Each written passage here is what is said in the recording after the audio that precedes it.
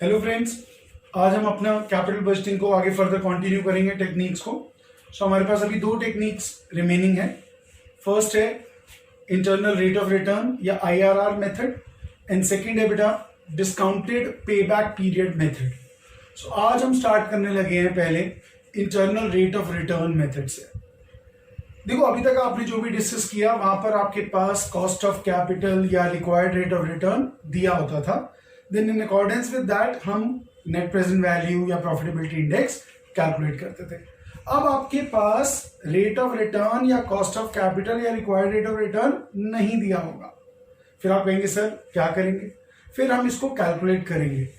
IRR method एक hit and trial method है जहां पर हम चेक करेंगे कि कैसे हम अपना रेट ऑफ रिटर्न कैलकुलेट करेंगे।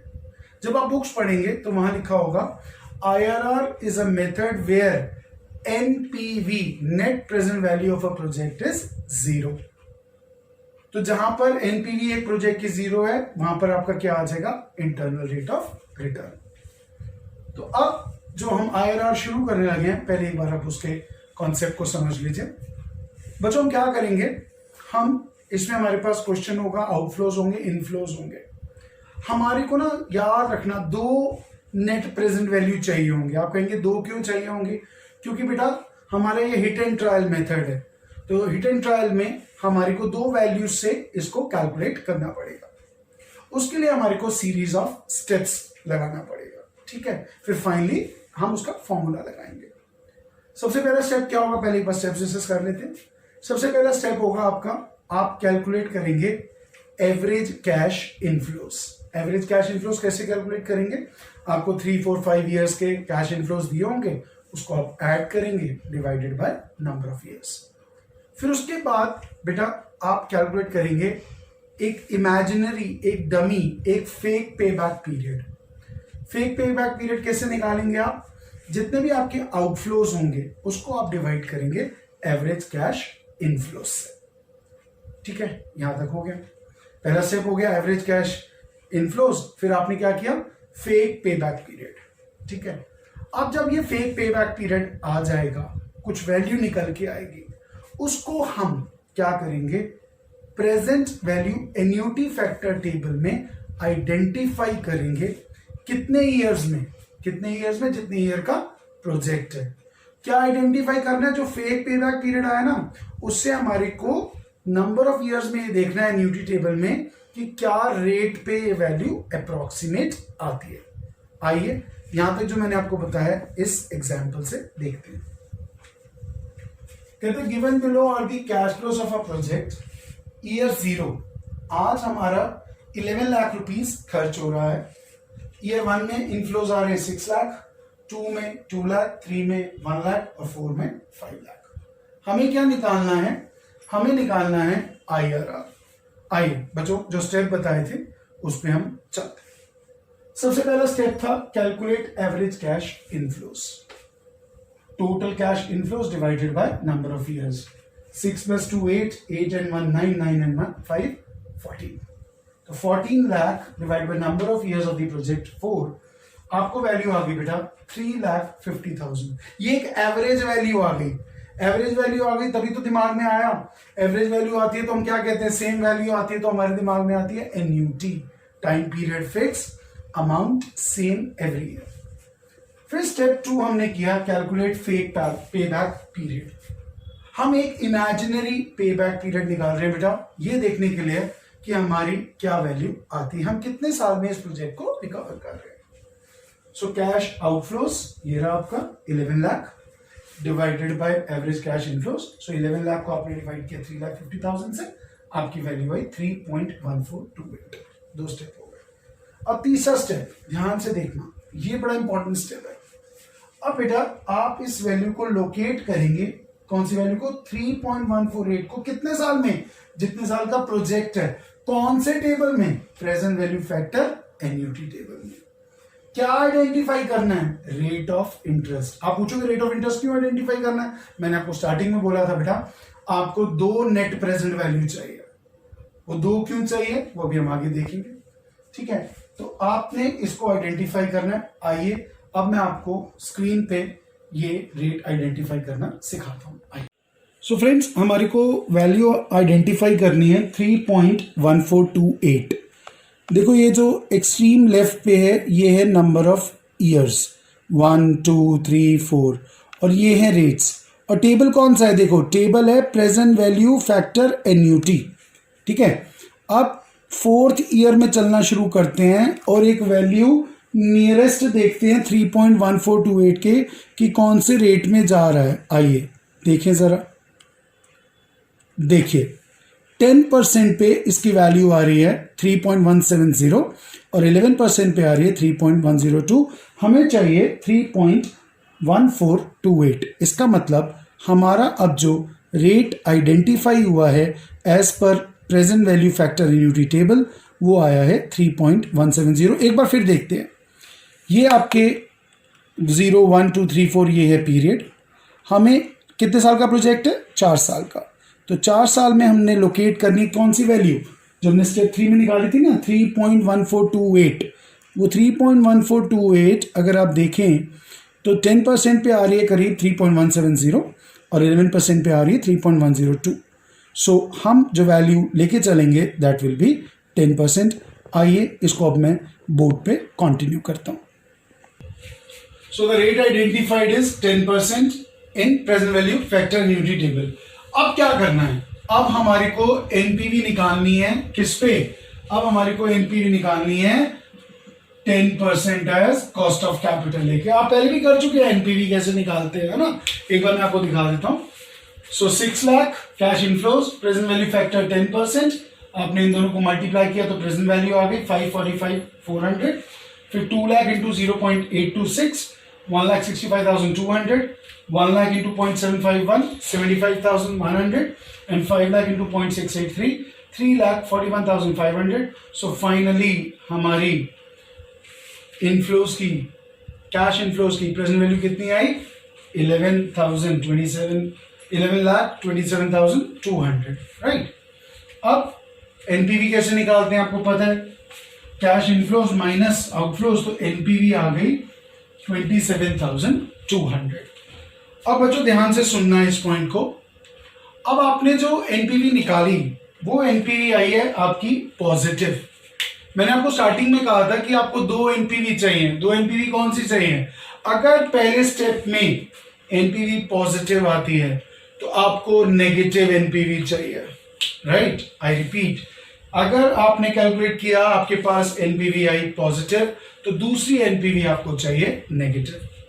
पहला पॉइंट। दूसरा पॉइंट, अब आप रेट क्या लेंगे? पहले रेट तो 10% ले लिया, अब रेट क्या लेंगे? क्योंकि मैंने आपको पहले बताया था हिट एंड ट्रायल मेथड है, इंटरपोलेशन है। सो इसका मतलब अगर 10% पे आपकी एनपीवी 27,200 पॉजिटिव आ रही है, इसका मतलब if we want to have negative NPV, आपने टाइम वैल्यू ऑफ मनी में भी पढ़ा है कि जैसे जैसे रेट ऑफ डिस्काउंटिंग बढ़ता जाता है वैसे वैसे प्रेजेंट वैल्यू कम होती जाती है। तो हमें क्या करना है? हमें एक रेट लेना है ज्यादा, 10% से ज्यादा। फिर सुन लीजिए, अगर एनपीवी पॉजिटिव आ रही है तो दूसरा रेट आपको बड़ा लेना पड़ेगा टू कैलकुलेट नेगेटिव एनपीवी। अब आप कहेंगे सर कितना बड़े वैल्यू लें, कितना डिफरेंस लें? बेटा 4 to 5% is the minimum. Suppose एक स्टूडेंट ने 13% ले लिया, एक ने 14 ले लिया, ठीक है, आपकी वैल्यू चाहे डिफरेंट आ रही हो कोई इशू नहीं है, आपका फाइनल आंसर सेम आएगा क्योंकि वो इंटरपोलेशन मेथड है। ठीक है, सो हमने क्या किया, हमने दूसरा रेट ले लिया, कितना? 14%। हमने रेट बढ़ा दिया। अब 14% हमने प्रेजेंट वैल्यू फैक्टर टेबल से वैल्यू ले लिया। अब 6 lakh into 0.877 526,200, 2 lakh into 0.769 1,53,800, 1 lakh into 0.675 is 67,500 and 5 lakh into 0.592 is 2,96,000 जैसे पहले किया था। उसका सम आ गया आपका 10,43,500। अब जब 10,43,500 में से कैश आउटफ्लो की प्रेजेंट वैल्यू माइनस करोगे 11 लाख, तो अभी आपके पास कितना आ रहा है? ध्यान से देखिए, आपके पास आ रहा है 56,500। कितना आ रहा है? 56,500 और ये आया नेगेटिव। राइट, तो 10% पे आई पॉजिटिव एनपीवी, 14% पे आई नेगेटिव एनपीवी, 2 एनपीवी आ गई। सो याद रखना, अगर पहले स्टेप पे पॉजिटिव आ रही है तो दूसरे स्टेप पे आपको नेगेटिव एनपीवी लेनी है। पहले रेट अगर 10% था तो आप 14 ले लो, 15 ले लो, कोई प्रॉब्लम नहीं है। आपके फ्रेंड ने सपोज एग्जाम में 15 लिया और आपने 14 ले लिया, हार्डली मैटर्स, राइट। बट आपकी एनपीवी जो है सेकेंड वाली, वो पहले वाले से रिवर्स आनी चाहिए। पहले पॉजिटिव तो दूसरी बार नेगेटिव, और पहली बार अगर नेगेटिव तो दूसरी बार पॉजिटिव। से सपोज यहां नेगेटिव आ रही होती तो क्या करते, रेट को कम करते, right. Now we will move to the last step for calculation. So बच्चों, last step towards the end we are moving, calculation of IRR. हमारे पास दो रेट्स आ गए थे 10 और 14, और दोनों पे एनपीवी आ गई थी 27,200, 56,500। अब ये मेथड ऑफ इंटरपोलेशन देखो, आईआरआर का फॉर्मूला लोअर रेट कितना 10%, लोअर रेट एनपीवी कितनी 27,200 divided by lower rate NPV 27,200 minus higher rate NPV, और minus minus plus 56,500 into difference in rates. देखो मैंने कहा था आपने 14 लिया, आपके फ्रेंड ने 15 लिया परसेंट, तो आप 14 पे आपका यहाँ 4 आ जाएगा और आपके फ्रेंड की वैल्यू आ जाएगी 5। सो 10% plus 27,200 divided bye 27,200 minus 56,500 into 4%. Finally, 10% plus 27,200 divided by 83,700 into 4% will give you 10% plus 1.299% equals 11.30% approximate. So बच्चों, ये था IRR। एक बार फिर सुन लीजिए, अगर पहली वाली एनपीवी पॉजिटिव आ रही है तो रेट बढ़ा देना 4 से 5%, और पहली वाली अगर एनपीवी नेगेटिव आ रही है तो रेट कम कर देना। उसके बाद इंटरपोलेशन लगा के, फॉर्मूला लगा के कैलकुलेट कर लेना, ठीक है। अब हम लास्ट करेंगे discounted payback. Discounted payback period, payback period से पहले वर्ड लग गया डिस्काउंटेड, मतलब जो आपने पेबैक पीरियड भी किया करना वही है, बट सिर्फ एक स्टेप एक्स्ट्रा करना है। क्या पहले करना है, जो कैश इनफ्लोज हैं उसकी आपको क्या निकालनी है, डिस्काउंटेड वैल्यू। डिस्काउंटेड वैल्यू मतलब प्रेजेंट वैल्यू निकालनी है, ठीक है। तो स्टेप्स हमारे डिस्काउंटेड प्रेजेंट वैल्यू या डिस्काउंटेड वैल्यू निकालने के बाद सेम हो जाएंगे। आइए देखें, कहता है consider the following project year 0, 1, 2, 3, 4, 5, 6। Year 0 में हमारे प्रोजेक्ट की कॉस्ट लग रही है 2,28,000। इनफ्लोज आ रहे हैं first year 59,000, second year 1,22,600, third year 62,200, fourth year 58,500, fifth year 16,920 and sixth year 14,380। और उसने कहा है क्या निकालना है, रिक्वायर्ड। क्या रिक्वायर्ड है, calculate discounted payback period, PPP मतलब payback period, when cost of capital is 10%। Simple सा है, ईयर का कॉलम बना लेंगे 1, 2, 3, 4, 5, 6, ठीक है। उसके बाद कैश इनफ्लोज लिख देंगे। उसके बाद आप क्या करोगे, उसके बाद आप लोगे प्रेजेंट वैल्यू फैक्टर 10%। कौन से टेबल से, present value interest factor table, यहां एनयूटी एप्लीकेबल नहीं होगा, राइट। आइए देखें, so calculation of discounted cumulated cash flows. अब ईयर 1, 2, 3, 4, 5, 6 कैश फ्लोज जैसे हमने नेट प्रेजेंट वैल्यू में भी निकाला था, 59,000 into 0.909, 1,22,600 into 0.826, this into this into this, 16,920 into 0.621 and 14,380 into 0.564। उससे क्या निकल के आ गई आपकी प्रेजेंट वैल्यू। सो इसको इससे मल्टीप्लाई किया, 59,000 into 0.909, 53,630, 1,22,600 into 0.826, वो आ गई वैल्यू 1,01,270। सिमिलरली थर्ड ईयर की 46,710, फोर्थ ईयर की 39,960, फिफ्थ ईयर की 10,510 एंड सिक्स्थ ईयर की 8,110। अब हमारी कॉस्ट ऑफ द प्रोजेक्ट कितनी है बेटा, कॉस्ट ऑफ द प्रोजेक्ट है 2,28,000। आइए अब वही करना है, पेबैक पीरियड के स्टेप लगाने हैं। Cumulative cash inflows 53,630। अब आपने इन दोनों को ऐड करना है, ऐड करना है। तो क्या आ जाएगा 53,630 प्लस 101,270 विल गिव यू 154,900, फिर 54,900 प्लस 46,710, ये आपको क्या दे देगा 2,01,610।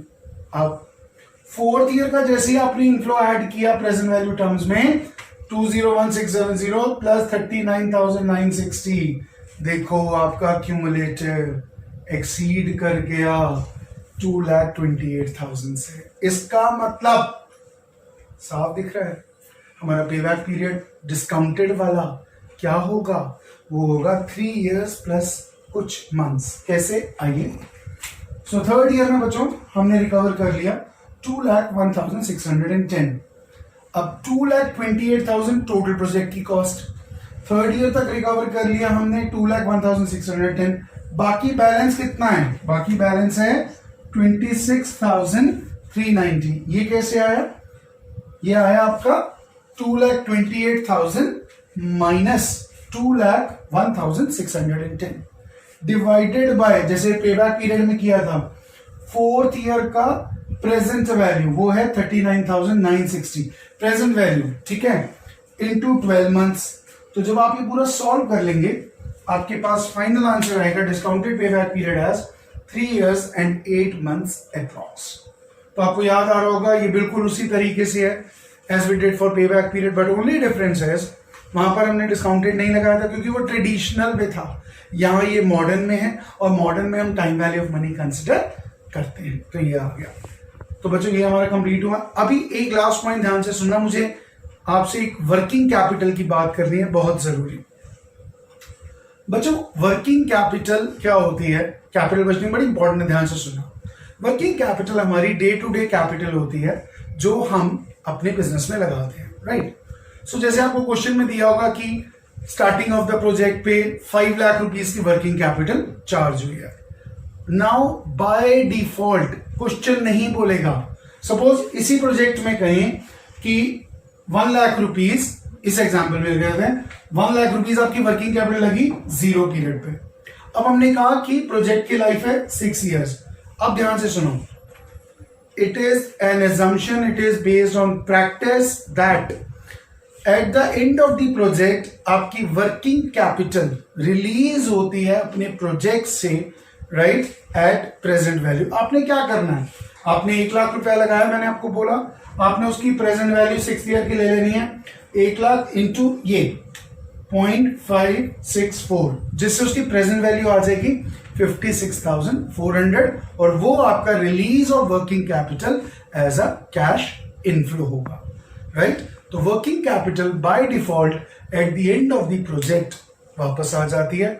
और एक दूसरा पॉइंट और, सपोज आपको क्वेश्चन में चाहे एनपीवी हो, पीआई हो या डिस्काउंटेड पेबैक हो, सपोज क्वेश्चन में कहते हैं कि सेकेंड ईयर एंड में या थर्ड ईयर के एंड में हमने कुछ एक्सपेंस किया, घबराना मत, सीधा थर्ड ईयर का कैश आउटफ्लो करना, उसकी प्रेजेंट वैल्यू निकालना, और जैसे आप आउटफ्लो को माइनस करते हो, जैसे यहाँ पे हमने एनपीवी में भी किया था कि एनपीवी में से हमने आउटफ्लोज माइनस किए थे, तो वहां तो हमने सिर्फ 0 पीरियड वाले कंसिडर किए थे। लेकिन सपोज क्वेश्चन में कहते हैं सेकेंड ईयर एंड पे उसने कोई एडवर्टीजमेंट खर्च किया या उसने कोई और एक्सपेंस खर्च किया, तो उसकी भी आपको प्रेजेंट वैल्यू निकाल के डिडक्ट करनी है। तो वर्किंग कैपिटल को भी याद रखेंगे, और in the duration of the project if you will incur any expense say at the end of second year or third year or fourth year, आपको उसकी भी डिस्काउंटेड वैल्यू निकाल के अपने present value of cash outflow में add करना है, ये ध्यान रखिएगा। अब हमारा टॉपिक रहेगा बच्चों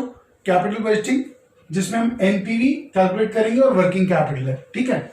तो मैंने आपको जैसे बताया कि वर्किंग कैपिटल हमने 0 पीरियड पे लगाई और bye default at the end of projects life, जो प्रोजेक्ट ओवर होगा आपका वर्किंग कैपिटल रिलीज होगी। आइए देखें, तो हमने फिर वही प्रोजेक्ट लिया जिसमें हमने ईयर्स 0 से लेके 6 तक किया, सेम जो प्रीवियस एग्जाम्पल था। हमने यहाँ पे लिख दिया working capital at year 0 is 50,000 rupees और एनपीवी निकालने में cost of capital is 10%। NPV as it is निकलेगी जैसे पहले किया था आपने, देखिए year 1 cash flows, present value factor, present value. So हमने पूरे प्रोजेक्ट के यहां तक, ध्यान रखिएगा, यहां तक हमने प्रेजेंट वैल्यू निकालनी है इनफ्लोज की ईयर 6 तक। कहां तक बेटा? ये हमारी लक्ष्मण रेखा है, यहां तक निकाल लिया, जो हम पहले भी डिस्कस कर चुके हैं। लेकिन अब जो वर्किंग कैपिटल है वो बाय डिफॉल्ट बिजनेस से रिलीज होगी, प्रोजेक्ट के एंड पे आपको वापस आएगी। तो ये जो 50,000 रुपीज है eight the end of project life, इसको बोलेंगे आप रिलीज ऑफ वर्किंग कैपिटल। और इसको क्या करेंगे, क्योंकि एंड ऑफ द प्रोजेक्ट पे है तो 6th ईयर में उसके प्रेजेंट वैल्यू से आप मल्टीप्लाई करेंगे और प्रेजेंट वैल्यू निकाल देंगे। अब 1 2 3 4 5 6 ये तो हो गए कैश फ्लोज, और जो वर्किंग कैपिटल रिलीज हुई eight the end of 6th year वो भी आ गई। सो फाइनली हमारे present value of cash inflows कितने हो गए? 2,88,390। सो वर्किंग कैपिटल हमने ले ली 6th ईयर पे एट प्रेजेंट वैल्यू। अब हमने कहा चलिए एनपीवी निकालते हैं। अब प्रोजेक्ट की कॉस्ट, तो लगेगी कितनी? 2,28,000 प्लस वर्किंग कैपिटल भी लगेगी, वो कितनी हमने मानी है? 50,000। सो हमारी टोटल प्रोजेक्ट की कॉस्ट क्या होगी? 2,78,000।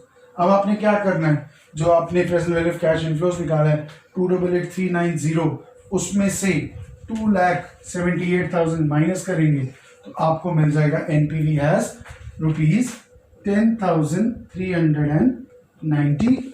So NPV is positive. We will accept the project. तो बच्चों ये वर्किंग कैपिटल का अगर आ जाए तो ध्यान रखना, इसको ऐसे सॉल्व करेंगे. This completes our chapter. Thank you.